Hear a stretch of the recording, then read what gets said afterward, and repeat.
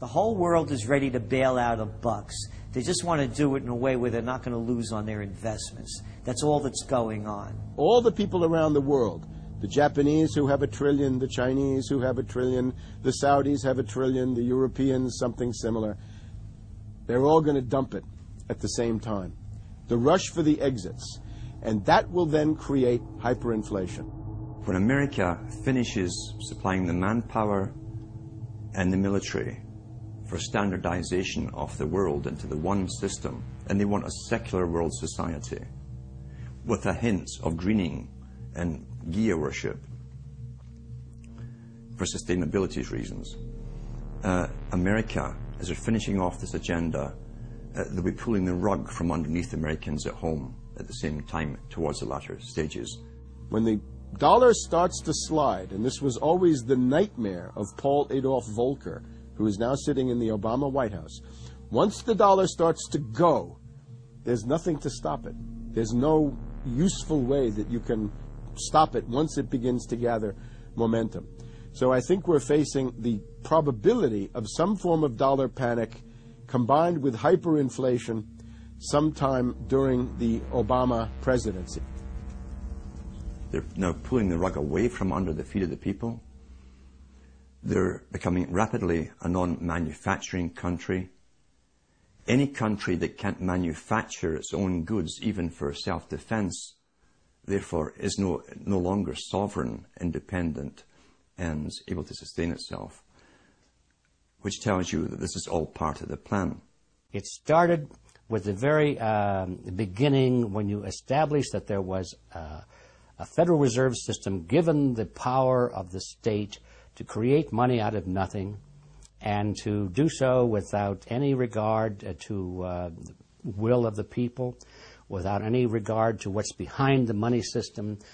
In other words, strictly political and economic motives for the bankers and the politicians. Once you granted that power to a group, the Federal Reserve System, the economic crisis was inevitable. This has happened before. Every time in history when the government was given the power, or a group of banks in conjunction with the government was given the power to expand the money supply at will, those economic systems always wound up in crisis and always collapsed. So there's no reason to believe that the United States was given some kind of a get-out-of-jail-free card, an exemption from the processes of history. So the economic crisis began at the very beginning, and as a matter of fact, when the founders of the Federal Reserve System met on Jekyll Island back in 1910 and were drafting the Federal Reserve Act, one of the things they discussed was how to pass on the inevitable losses to the taxpayers. They knew that inevitably something like this would happen, and they knew that there had to be some way to get out of it without destroying the banks, of course, because they were the banks. And they said, aha, we'll go into partnership with the government, we'll take our cartel agreement and pass it into law, call it the Federal Reserve Act, and we'll make the taxpayer come online and be responsible to bail us out if and when the failure finally comes. Who's going to soak up the derivatives? Who's going to soak up the debt? Who's going to be penalized? And right now, it looks like Wall Street's getting bailed out, and the little guy in the middle of Main Street America are all going to pay the penalty. Can the economy be turning around here? Are happy days here again? And can we actually have growth without jobs? Is this an oxymoron, jobless recovery? We're going into the greatest depression. There will be no job growth. Unemployment will continue to escalate. Along with it, so too will crime, poverty, kidnappings, boss snappings.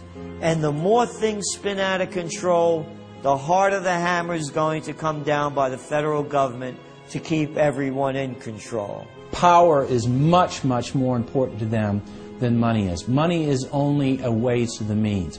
Power is the end result. The elite's main goal is to destroy national sovereignty and individual independence. To consolidate their grip on power, the banksters create artificial debt bubbles that are mathematically impossible to pay back. These are those sinister, toxic assets, the complex financial instruments that they talk about but never really name. They're paper based on paper.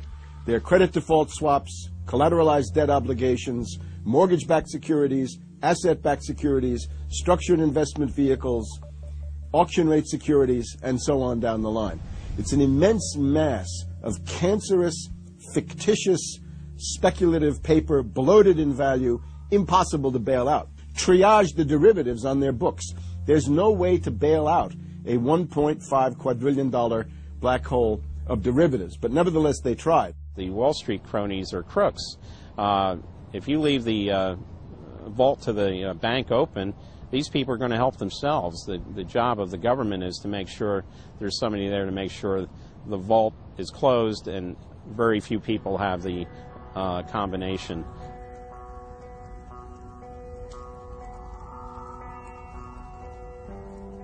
I'm William K. Black, Associate Professor of Economics and Law at the University of Missouri at Kansas City. I was a senior regulator in a number of different positions during the heart of the savings and loan crisis. On a staff level, I led the re-regulation of the savings and loan industry. The purpose of regulation and effective criminal prosecution is to make sure that cheaters don't prosper, that honest manufacturers win in competition. The primary driver of the current crisis is accounting control fraud. These are frauds led by the CEOs of the major lending institutions and major banks and institutional buyers of toxic waste product. How did it start? It started with mortgages, particularly non-prime mortgages. In September of 2004, the FBI warned that there was an epidemic of mortgage fraud, their words, and that this epidemic of mortgage fraud would cause an economic crisis at least as large as the savings and loan debacle if it wasn't stopped. The FBI found that 80% of the mortgage fraud was being induced by the lenders, not by the borrowers. You know, much of the rage has been against the borrowers, but if you want rage, it should be at the CEOs who became fabulously wealthy by following a strategy based on fraud. The Wall Street people and their friends here at the Federal Reserve and at the U.S. Treasury and down the Washington Mall here at the U.S. Capitol. That's where the damage was done, and if people want to vent their anger, they need to vent it against these people. Between the Bush-Paulson administration and the Obama, Summers, Geithner, Volcker administration, there's really a total continuity of economic and financial policy. Geithner was on board at the Fed, the New York Fed, dealing with all these institutions. He didn't get it. And then we had this fellow who came up afterward, Mr. Friedman.